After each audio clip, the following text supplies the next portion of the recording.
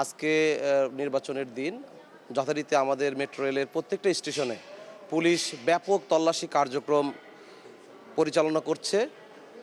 এর মধ্যে সকাল 10টা 20 ঘটিকার সময় শাহবাগ স্টেশনে আমাদের টিকিট কেটে ভিতরে ঢোকার সময় সজীব আবদুল্লাহ নামে একজন মাদ্রাসা শিক্ষার্থী, যে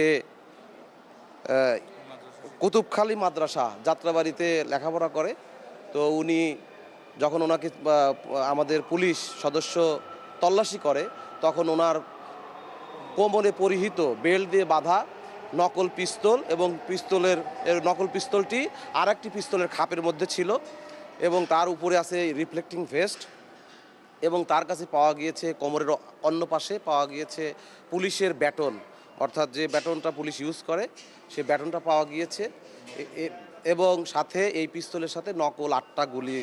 হোয়াইট প্লাস প্রো সেনসিটিভ স্কোয়ারে মাঠের বাইরেও তো আমরা এভাবে দেশপ্রেম দেখাতে পারি।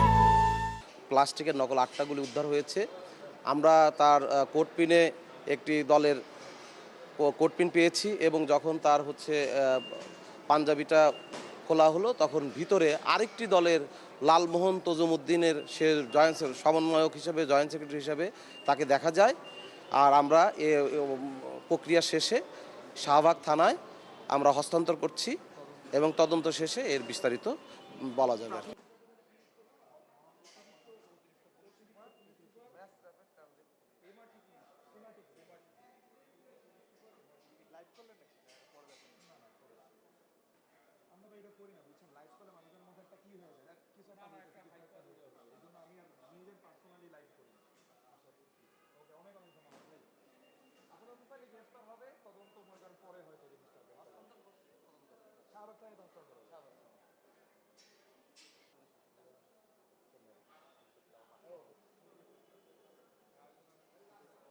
পুলিশের এই পিস্তলের কভার আর ব্যাটন সহ